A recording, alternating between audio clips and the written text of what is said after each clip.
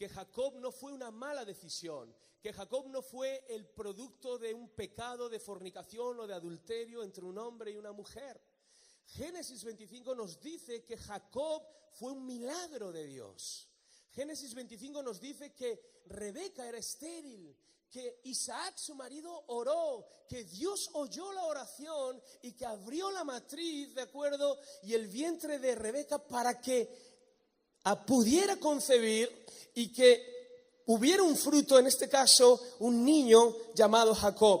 Vemos que era un hijo de promesa, ¿de acuerdo? Una respuesta de Dios a un clamor y a una oración de un matrimonio.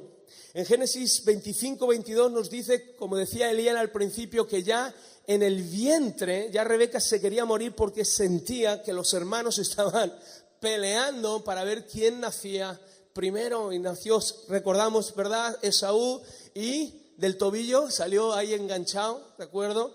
También salió Jacob allí. Ahora, necesitamos entender el contexto y la historia de Jacob, en la que yo creo que muchos de nosotros nos vamos a identificar.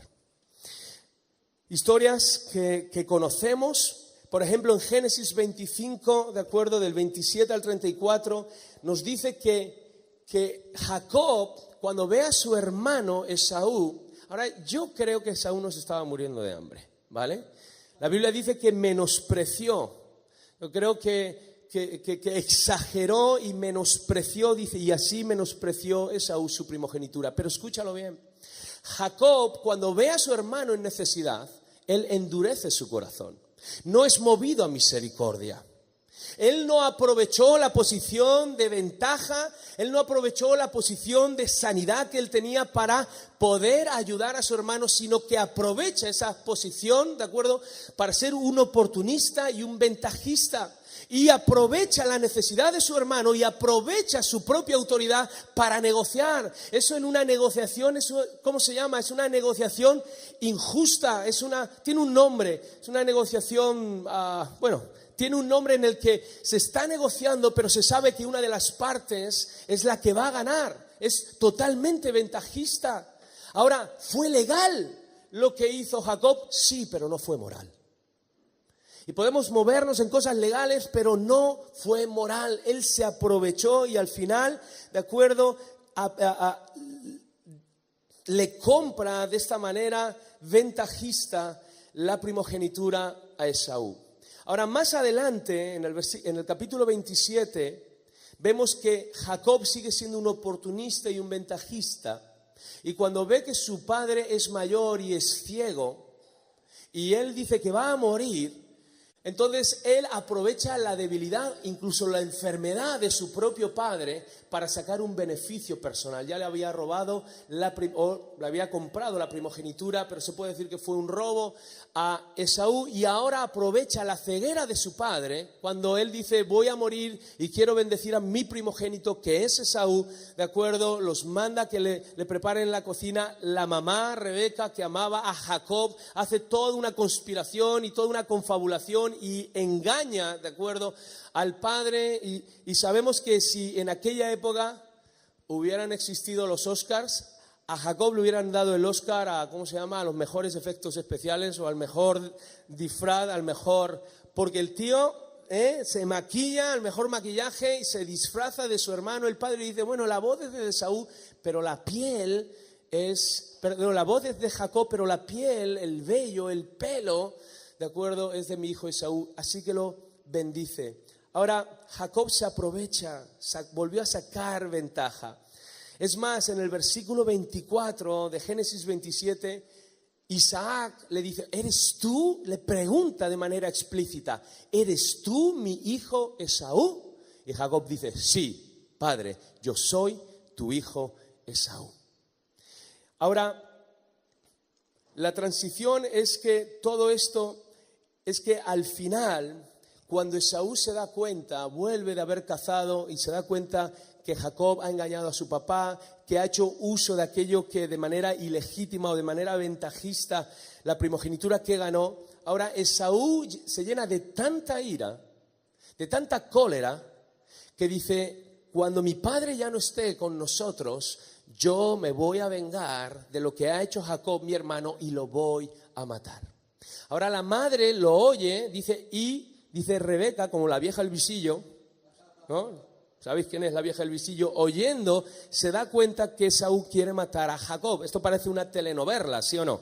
Telenovela, ¿de acuerdo? Entonces dice, hijo, te tienes que ir. Ahora, ¿cómo convencen? Y vuelven a engañar al papá. Y entonces Rebeca dice, ¡ay, es que tengo mucho fastidio que nuestro hijo se vaya a casar con una de las cananeas! Hay que enviarlo que se case con una de las hijas de mi hermano, entonces vamos a enviarlo de nuevo. Y con la excusa de la boda y de encontrar esposa, ¿de acuerdo? Él sale huyendo.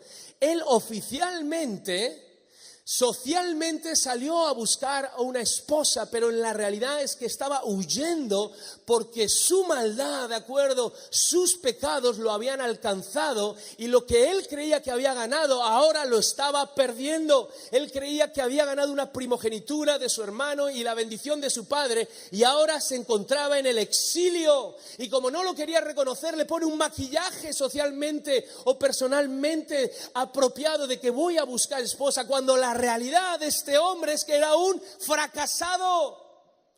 Su ventaja se había convertido en una desventaja. La bendición que él había ganado de malas maneras se había convertido en una maldición. Y al final es un hombre, Jacob representa a un hombre que aun teniéndolo todo no tiene nada. Jacob representa un hombre que tiene sí la primogenitura o la bendición de su hermano o la herencia de su padre, pero no la de Dios. Jacob pudo decir, tengo todo lo que un hombre desearía, tengo la bendición de los hombres e incluso de la tierra, pero no tengo la bendición de Dios. Y por eso era un candidato perfecto para tener un encuentro con Dios. Jacob representa a este tipo de hombre que se ha construido a sí mismo, siendo oportunista, siendo ventajista, aprovechando, las oportunidades y aprovechándose de la gente, pero por dentro está arruinado. Representa a este hombre que sí tiene una herencia, una bendición, pero que no conoce a Dios, pero que no tiene la bendición de Dios, que no tiene el respaldo de Dios, que no tiene la herencia de Dios, que no tiene el propósito de Dios, que no tiene la identidad de Dios, que no tiene la finalidad de Dios y que no tiene las promesas de Dios en su vida. Y este hombre, por eso dice la Escritura que sale. Mirar. Y no es casualidad que cuando él sale de toda esta vida y esta telaraña que él mismo había formado y que lo había atrapado a él, no es casualidad que se encuentre con Dios o que Dios salga a su encuentro para darle una alternativa y darle una salvación, abrirle una ventana de oportunidad y abrirle una ventana de salvación. Y es por eso te digo, visión. Ayúdame, varones, sin proceso es solamente ¿qué? Una ilusión. El primer punto que te quería decir es separación. Tiene que haber un momento en nuestras vidas donde salimos. Jacob, no lo sé. Todos somos muy cotillas, ¿sí o no? ¿Cuántos cotillas hay aquí? Y todos mirando alrededor. A ver, ¿quién? Tú, míralo. Todos llevamos un cotilla. Ahora, yo cuando llegue al cielo voy a ser muy cotilla. No sé si eso se quitará en el cielo, pero yo tengo que ir a la videoteca. Yo quiero ver muchas escenas porque quiero saber qué es lo que pasó y cómo lo pasó.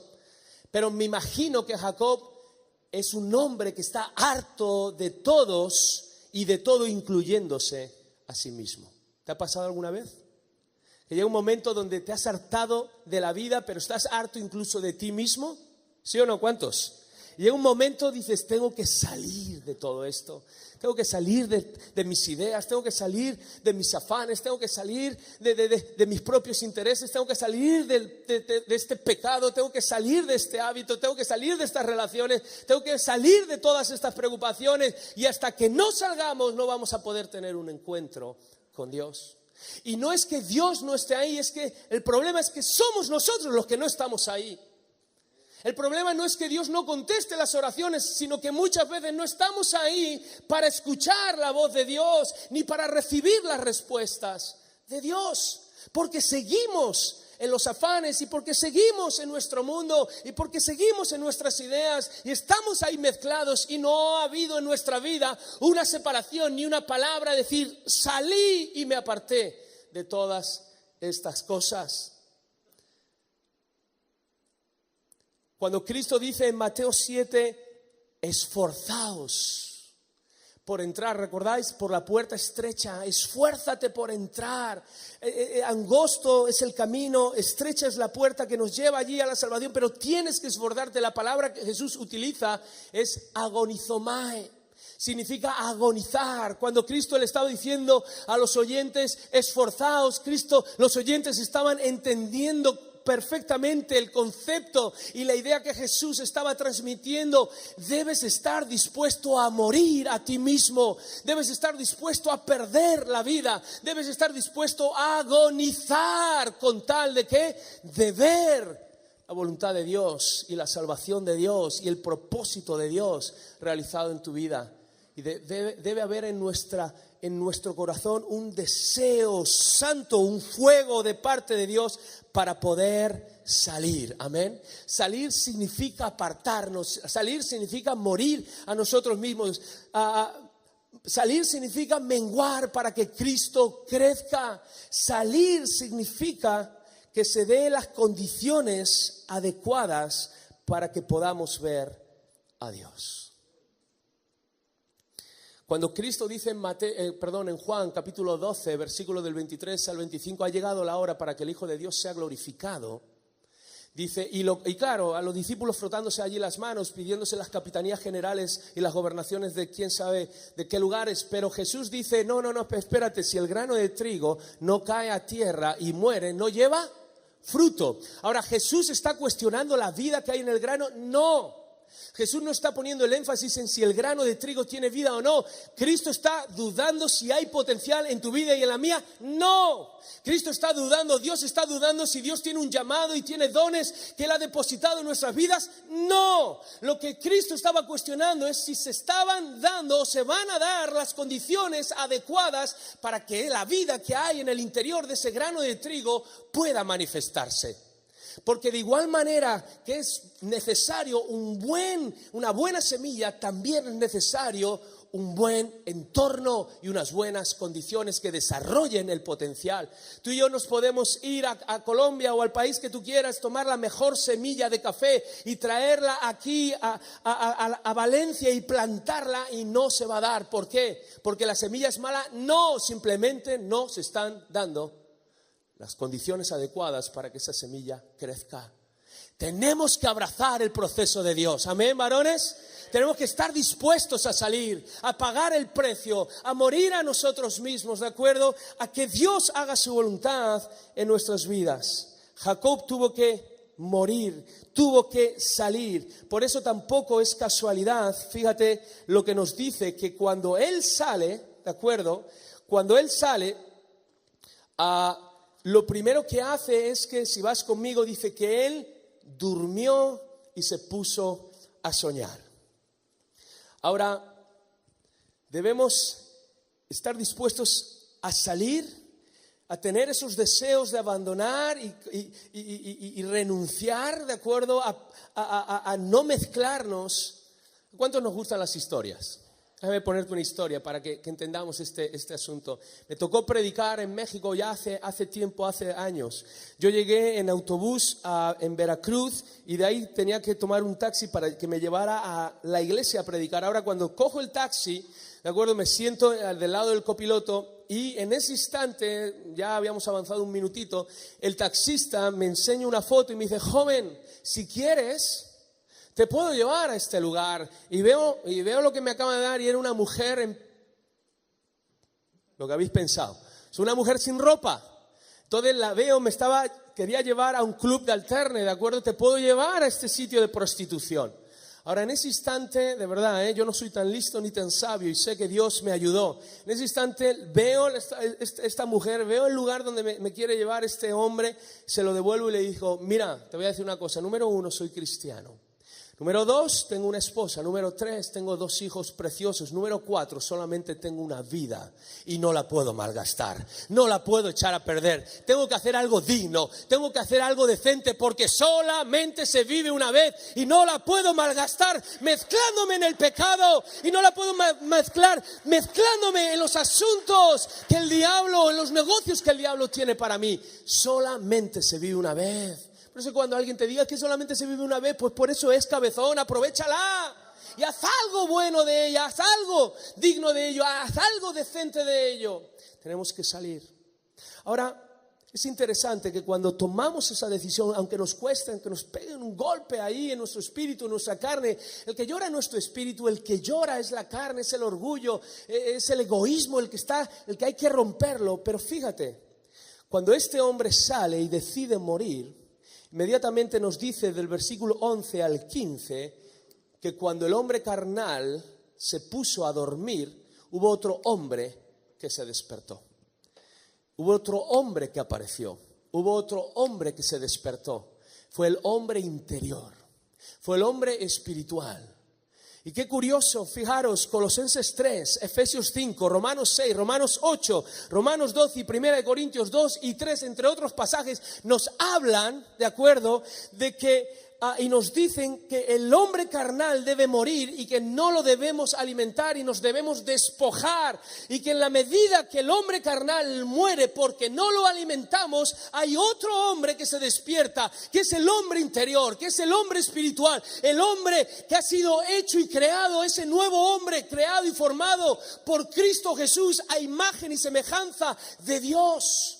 Por eso aquí dice que en ese sueño él empieza a ver una escalera y empieza a ver ángeles que suben y bajan, y de repente oye una voz: oye, mira, tú eres hijo de Abraham y hay un propósito para ti. Escúchalo bien. Segundo principio, revelación. Di conmigo, revelación. Creo sinceramente que va a haber muy poca revelación si no hay separación en nuestras vidas. Y creo firmemente que cuando nos separamos del pecado y nos separamos de nuestra vida carnal, va a empezar a haber revelación. Colosenses 3, te voy a dar simplemente unos ejemplos rapidísimo. Colosenses 3 nos dice: poned vuestras miradas, ¿dónde? En el marca, en el as, en el sport, ¿dónde? En las cosas de arriba. Poner vuestra mirada en las cosas de arriba, porque allí vuestra vida está escondida juntamente con Cristo. Y después hace toda una disertación de despojarnos del viejo hombre para revestirnos del nuevo. Y habla la lucha que va a haber entre la vieja naturaleza y la nueva naturaleza. Y nos dice que si alimentamos la nueva naturaleza y nos revestimos de Cristo, entonces tendremos un encuentro y veremos los propósitos que Dios tiene para nuestra vida. 1 Corintios 2, 3 nos habla del hombre espiritual, que es aquel que percibe, ve, oye y siente las cosas que Dios ha preparado. ¿Recuerdas ese versículo? Las cosas que ojo no vio, oído no oyó, no ha subido al corazón del hombre, son las que Dios ha preparado para los que le aman. Escúchalo bien. Fíjate, nos dice que allí en 1 Corintios 2, 3 nos dice que el hombre natural no las ve, no las oye y no las siente. ¿Por qué? Porque no tiene a Dios. ¿Por qué? Porque no tiene al Espíritu de Dios. Fíjate, pero también nos dice que el hombre cristiano que es carnal, aunque las ve, las oye, las siente, no las desarrolla por su carnalidad. Pero también nos da una esperanza tremenda, porque nos dice ahí que el hombre espiritual es el que las ve, las oye, las alcanza. ¿Por qué? Porque está en sintonía con Dios, porque se ha apartado, y eso le ha permitido tener un discernimiento y tener una revelación de Dios. Y entonces el hombre espiritual nos dice: no es juzgado por nadie, y conoce, mide, juzga todas las cosas. Eso nos habla de un criterio, nos habla de un discernimiento, nos habla de no tener la mirilla torcida a causa del pecado. El hombre espiritual juzga bien todas las cosas y no es juzgado por nadie, y es el único que puede ver, oír y sentir, comprobar cuál es la voluntad de Dios, porque tiene la mente ¿de quién? De Cristo. Y en Romanos 12, fíjate el 1 al 2, cuando dice, Dios ha sido tan bueno con nosotros por las misericordias, os ruego que os presentéis como que un sacrificio vivo. Antes en el Antiguo Testamento, la gente presentaba las ovejas y la gente presentaba los becerros, y la oveja y el becerro, ¿qué iba a saber que estaba ocurriendo? No eran conscientes. Hay una diferencia entre los animales del Antiguo Testamento y los redimidos y los hijos de Dios. Nosotros sí que somos conscientes de lo que Dios ha hecho, ¿sí o no? Nosotros sí que somos conscientes del sacrificio que Él pagó por nosotros. Nosotros sí que somos conscientes de nuestro pecado y de la gracia que hemos alcanzado, ¿sí o no? Y ahora por eso dice, vuestro culto es un culto racional, no descerebrado, ¿de acuerdo? Ahora tenéis revelación, tenéis comprensión y tenéis entendimiento. Por lo tanto, dice, no os... Bien, vamos a ver de este lado. No, ¿qué no os? ¿A qué? A este siglo. Y los de este lado me dicen, la palabra conformar en griego, ¿cuál es? Y los de este lado dicen, ¿no lo sabéis? Ahora, como vosotros lo sabéis, conformar en griego, ¿cuál es? No, eso es transformar. No os conforméis, la palabra en griego es susquematizo. De ahí sale la palabra esquema. No, es muy sencilla. De ahí sale la palabra esquema, es decir, no toméis el esquema, el patrón, el modelo de este siglo, ni en sus prioridades, ni en sus actividades, ¿de acuerdo? Ni en sus corrientes, ni en sus modas. No tomes el modelo o el patrón de este mundo, sino que transfórmate en metamorfosis por medio de la renovación de tu entendimiento. Y son aquellos que se han separado, que entonces tienen una renovación en su entendimiento, van a tener una revelación de los planes de Dios. Y termina, para que podáis comprobar. En griego comprobar significa saborear, degustar, experimentar de manera empírica cuál es la buena, perfecta y agradable voluntad de Dios. Amén. Cuando nos separamos, después de la separación siempre vendrá revelación. Nuestros ojos se van a abrir. Y vamos a tener lo que le ocurrió también a Jacob. Él salió y de repente vio. Su vida ahí no fue cambiada ni transformada, pero se plantó una semilla. Más adelante, como hemos dicho en Peniel, fructificaría y daría su fruto. Revelación. Va a venir revelación a nuestra vida. Jacob allí entendió, entre otras cosas, identidad, finalidad, promesas. Ahora, di conmigo consagración. Yo soy muy machacón. Visión, para ahora decirlo vosotros. Visión. Bla, bla, bla, bla, bla, bla, bla, bla. ¿Habéis visto los Guardianes de la Galaxia? Cuando empieza a bla, bla, bla, bla, bla, bla, bla, bla, bla. Se le digo yo a mis alumnos de la facultad. Cuando no saben nada, me hacen ruido. Va, bien. Visión sin proceso es solamente una ilusión. Tiene que haber separación en nuestras vidas. Si no, no va a haber un cara a cara. Luego tiene que haber una revelación. Va a haber una revelación. Pero la pregunta aquí, y terminamos con este último punto, ¿qué vamos a hacer con esta revelación? Esa es la gran pregunta. Ahora, ¿qué es lo que hizo este hombre, Jacob, con esta revelación? Te he dicho, él despertó, nos dice a partir del versículo 16, y una vez que está despierto, estaba impactado, no transformado, perplejo y asombrado, aunque todavía no cambiado en Israel, pero algo se había plantado. Ahora, ¿qué hizo Jacob con esta revelación? Lo hemos leído, él hizo un voto, pactó y se comprometió con Dios. Hemos venido a este lugar para apartarnos, ¿sí o no? Hemos venido a este lugar para ver de Dios, ¿sí o no? Y una vez que hemos visto de Él, ¿qué vamos a hacer? Tenemos que comprometernos. Tenemos que hacer un pacto con Él. Tenemos que entrar en una vida de consagración. Y di conmigo, consagración.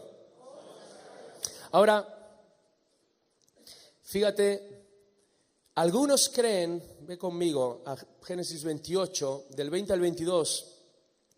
Algunos creen que cuando Jacob dice, si fuere Dios conmigo y me guardare, si Dios me da pan, si Dios me da vestido, si yo vuelvo en paz, entonces el Señor será mi Dios. Ahora, algunos creen que Jacob ahí estaba negociando con Dios y que Jacob estaba poniendo condiciones con Dios. Creo que no tiene nada que ver con lo que realmente estaba pasando, y es más, esa interpretación, en mi opinión, viola el sentido natural de todo este pasaje. Es todo lo contrario. Él no estaba negociando con Dios. Él estaba recordando las promesas que Dios les había dicho. Él no estaba negociando con Dios para poner sus propias condiciones. Jacob, te repito, no negoció con Dios, sino que pactó en los términos y condiciones que Dios anteriormente ya había establecido. Simplemente está diciendo: yo voy a estar contigo, yo te voy a dar pan, yo te voy a dar vestido, yo te voy a llevar, yo te voy a traer, yo te voy a dar toda esta tierra. Y Jacob está diciendo: Señor, si tú haces todas estas cosas, cuando ocurran, Señor, no voy a ser un olvidadizo, no voy a ser un ingrato, un desagradecido. Señor, no voy a ser una persona que se lleva toda la gloria, sino voy a reconocer que tú eres mi Dios. Y de todo lo que me des, Señor, en señal de que ha venido de ti, Señor, voy a apartar la 10ª parte, una porción, el diezmo de todo lo que tú me estés dando. Ahora, la manera correcta para entrar en esa tierra de bendición es consagración. Jacob se estaba preparando para Peniel. Y Jacob estaba diciendo: Señor, cuando tú hagas todo esto, Señor, no me voy a olvidar de dónde me sacaste. Si no hay consagración, si no ponemos ahí todo nuestro... Pablo le decía a Timoteo: oye, esfuérzate pero en la piedad. Igual que hay atletas que se esfuerzan en los Juegos Olímpicos, tú esfuérzate. La palabra esfuérzate en griego es gymnazo, que sale la palabra gimnasia. Sé un atleta, pero en el espíritu. Esfuérzate, paga el precio, conságrate. Recuerda las promesas de Dios, aférrate a ellas, no las sueltes, que ellas te sustenten.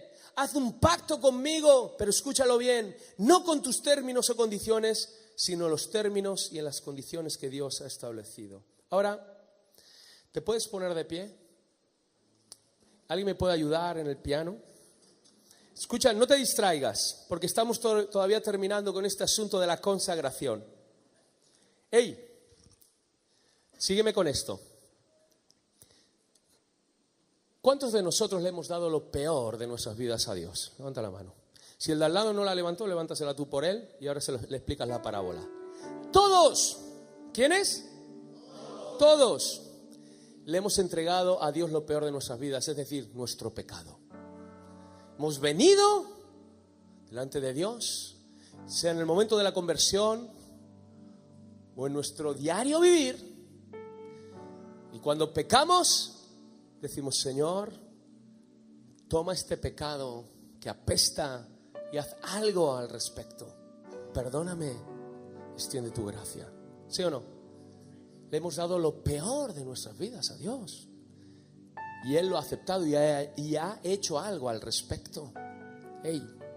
Yo pensé: oye, si somos capaces de dar lo peor de nuestras vidas a Dios, también tenemos que ser capaces de darle lo mejor de nuestras vidas a Dios. Nuestros tesoros, amén. Nuestro tiempo, nuestro corazón, nuestras ilusiones.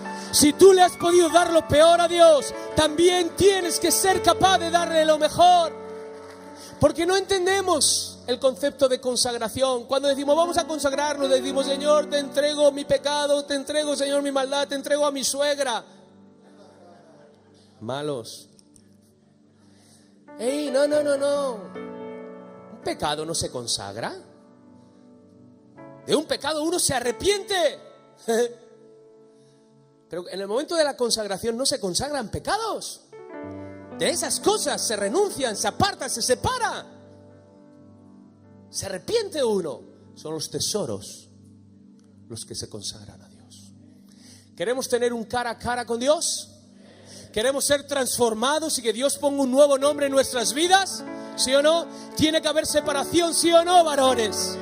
Tiene que haber una nueva y fresca revelación más allá de nuestros propios criterios o de lo que el mundo nos está ofreciendo para tener una revelación de los propósitos eternos de Dios para nuestras vidas, para que el fruto se pueda manifestar conforme a la simiente que Dios ha plantado en nosotros. ¿Cuántos decimos amén, varones? Y también tiene que haber una consagración. Este hombre pudo entrar a Peniel porque pudo cumplir su pacto y su voto y sus compromisos. Nosotros en la iglesia, tengo 2 minutos. Nosotros en la iglesia, el ayuntamiento nos iba a dar un terreno de 2.000 metros cuadrados. Nos lo quitó y al final a una mujer que yo la llamé la faraona, Señor perdóname, pero se lo merecía. La faraona hizo toda una confabulación política administrativa y nos quitaron todo. Nos llamaron del ayuntamiento, el alcalde, la jefe de patrimonio, no lo vamos a dar por esto, lo otro, y nos lo quitaron todo.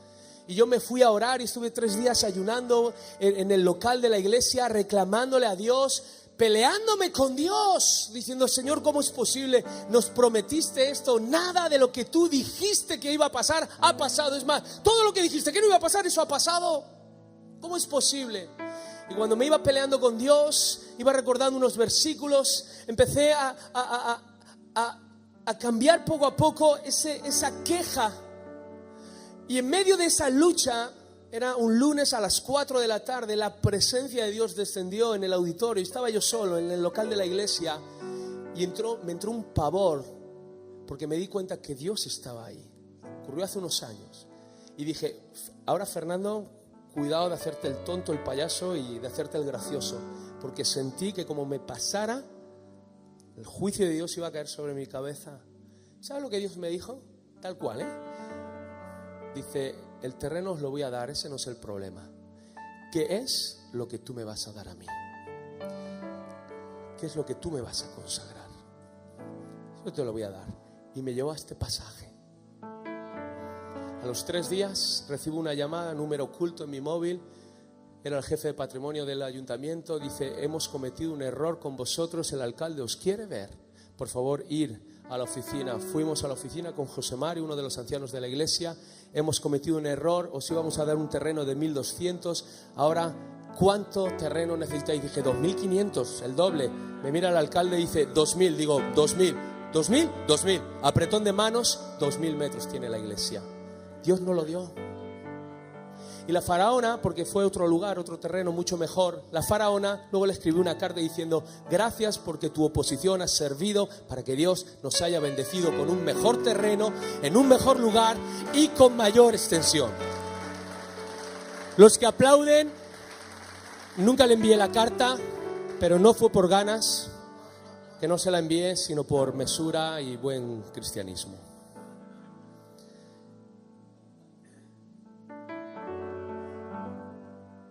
Visión. Puedes cerrar tus ojos. Sin un proceso adecuado, eso es solamente una ilusión. Jacob tuvo un encuentro cara a cara con Dios, pero él pasó un proceso que tuvo que abrazar. Varón, si mañana, esta noche, lo que todavía nos queda, mañana el domingo, si hemos de tener un encuentro con Dios,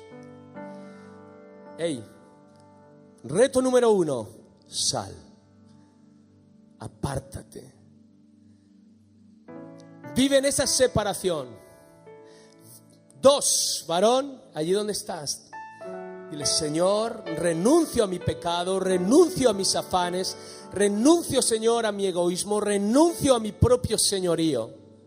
Espíritu Santo, yo pido que abras los ojos, que abras los oídos, que abras el corazón de tus hijos, de estos hombres, para que vean que tus planes, como dice Isaías 55, son más altos, Señor, son más elevados, oh Dios, y que tus pensamientos son mejores que los nuestros. Y danos una nueva y fresca revelación de tus planes. Y que cuando veamos, Espíritu Santo, empieza a tratar en la vida de cada hombre. Y cuando empieces a ver, a sentir lo que Dios quiere para tu vida, conságrate. Amén. Y allí donde estás, dile: Señor, vamos a hacer y terminar juntos con esta oración. Di conmigo: Señor, gracias por el proceso que tienes para mi vida. Lo abrazo porque sé que me llevará a un producto de altísima calidad. Y para alcanzarlo, me aparto del pecado.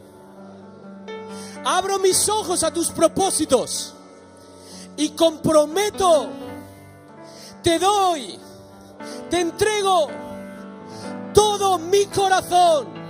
Me consagro a tus planes. Me rindo a tus propósitos. Con todo mi ser, con todas mis fuerzas, con toda mi alma, con toda mi mente y con todo mi corazón. Y todos decimos amén, amén y amén. ¿Por qué no le damos un fuerte aplauso a Él? A Él, que Él sea todo en todas las cosas, en el nombre precioso de Jesús. En el nombre precioso de Jesús, podamos apartarnos, que podamos ver y que podamos consagrarnos en lo que hemos visto de parte de Dios.